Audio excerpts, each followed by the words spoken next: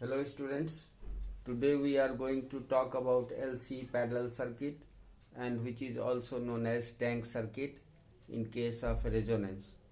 What happens when we have inductor and a capacitor placed in parallel, and when we apply some alternating EMF across it, and also the frequency of this applied EMF is equal to the resonating frequency. That means omega R is equal to 1 by under root LC, where L is the value of inductor and C is the value of capacitor.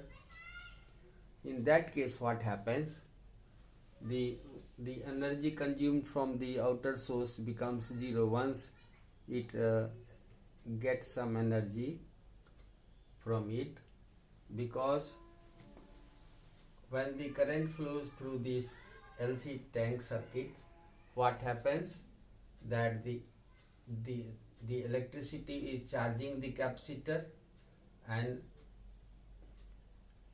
once this capacitor is charged, it discharges through the inductance coil, and the electrical energy converts into magnetic energy. Once the capacitor is discharged, in the meantime the inductance is magnetized fully, and now the capacitor starts getting charged due to conversion of this magnetic energy which is stored in inductance coil. That magnetic energy starts converting into electrical energy due to change in magnetic flux. EMF is induced, and this EMF is capable to recharge the capacitor. And had there been no resistive loss in the circuit, that is usually not true, because some resistance is always there carried by these wires. So practically it is not, resistance is not zero, means some energy is consumed. So in that case only minimum energy from the source is derived by this LC tank circuit. And ideally, if we have no resistance in this case, then no power will be consumed from the source while the current keeps flowing through the tank circuit. Means alternately the capacitor discharges to magnetize the inductance, and inductor coil gets demagnetized to charge the capacitor, and so this process continues for infinite time, ideally, if we have no loss in the circuit due to resistance present in the circuit. And therefore this is also called wattless current, because no power is consumed while the current is flowing through the circuit, LC tank circuit, but no power is consumed. Now you can also understand by applying the knowledge of phase. You see the current and voltage relationship between the inductance coil, we know, is always at 90 degree. Current is lagging the applied EMF in the inductance coil, and current is leading the applied EMF in the capacitor.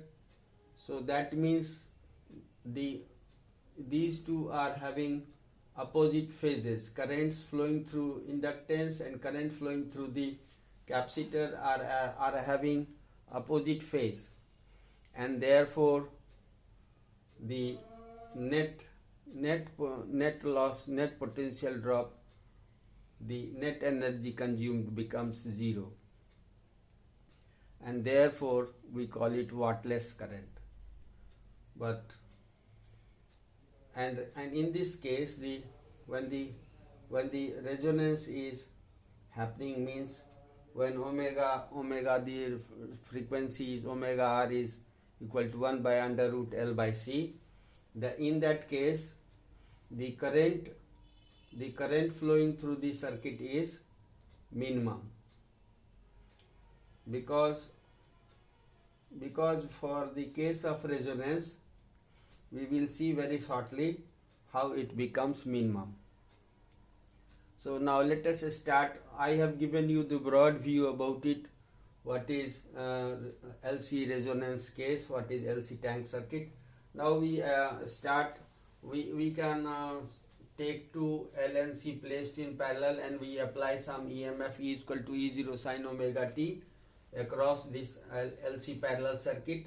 So certainly using the Kirchhoff's junction rule, we can write that total current drawn from the source must be equal to the sum of current flowing through the inductance coil and current flowing through the capacitor,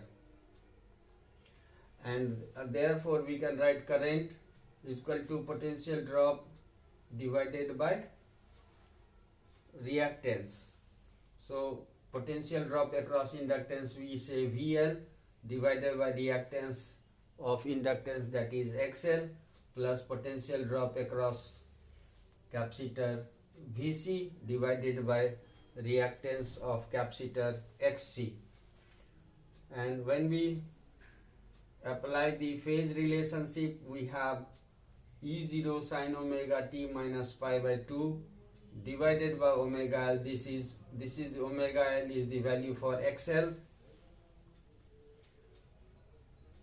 So we are placing for that, and similarly we can write for VC VC upon XC, that is the current flowing through the capacitor will be given by E0 sin omega t plus pi by 2 divided by 1 by omega C. 1 by omega C is nothing but the reactance of the capacitor.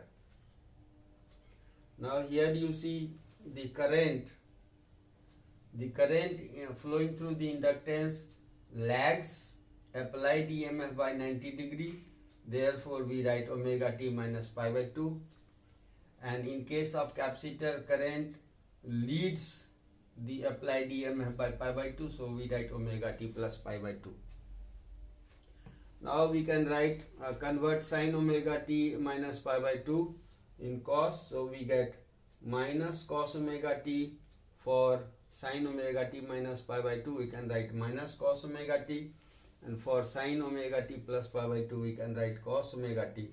So now taking omega t common from both E0 and cos omega t common, so we get E0 cos omega t as common, and we are left with 1 by XL 1 by XC minus 1 by minus sign is here, so 1 by XL is in minus sign and 1 by XC is having positive sign, so 1 by XC minus 1 by XL within the bracket E0 cos omega t taken common. And from this relation we can very well see that if we write it in the denominator, we give a power to it minus 1. So that means E0 cos omega t can be written as sin omega t plus pi by 2.